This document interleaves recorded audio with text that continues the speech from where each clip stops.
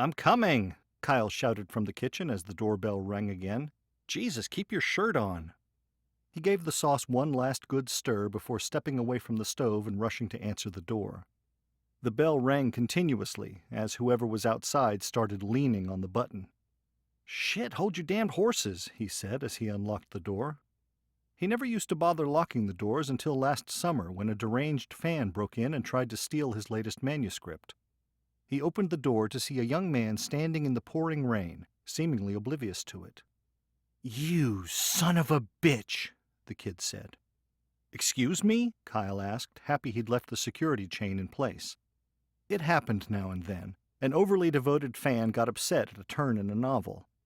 He'd been expecting it with the latest release. He'd killed off one of the main characters at the end. "You don't even recognize me, do you?" the kid said. "I guess you wouldn't. You obviously haven't thought about me in years." "I'm sorry, do I know you?" Kyle asked. "And don't you think there might be a healthier way to bring it up than calling me names?" "You know me," the kid said. "You may not want to remember it, but you know me. Think back. Summer of '95, Table Rock Lake." "Sorry," Kyle said, shaking his head. "Not ringing any bells." "Think harder," he said and kicked the door. The chain snapped like kite string, despite the way the security company had sworn it was damn near indestructible. Kyle was knocked backwards and smacked his head on the floor as he fell. "Think back, Kyle! Summer of 1995, the lake house! You killed them! You killed them all!" "Get out of my house," Kyle said, getting to his feet. The desk. He had to get to the desk. He kept a .45 there. He started scrambling in that direction. "You're crazy! I've never killed anyone!" "That's not true, though, is it?" the kid said, advancing on him. "You've killed what, almost 100 people now?" Kyle ignored him and got to his feet, running for the desk. He found the gun exactly where he left it, and thumbed the safety off as he brought it up. "Leave now," Kyle said, aiming for center mass, just like his instructor had taught him. "I won't tell you again." "Go ahead, Kyle," the kid said, smiling as he held his arms out wide. "Kill me too." "Adios, asshole," Kyle said, and pulled the trigger 3 times. Each shot hit home, and the kid fell backward. "Jesus Christ," Kyle said, running a hand through his hair. He had to call the police. Oh, the press was just going to go apeshit over this one. He could see the headlines now. "Acclaimed horror writer shoots demented fan." "Shit," he said, picking up the phone. There was really no question of not calling them. The only thing worse than "Kyle Murdoch kills fan" was "Kyle Murdoch murders fan, hides body," or maybe "Acclaimed author sentenced to prison."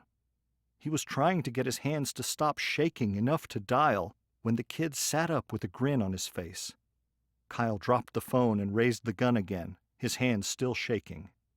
"Oh, go ahead if it'll make you feel better," the kid said. "If it helps, you got me good. 3 shots right in the old ticker. I'm just saying in case you thought you missed or something." "I know I didn't miss," Kyle said and shot him again.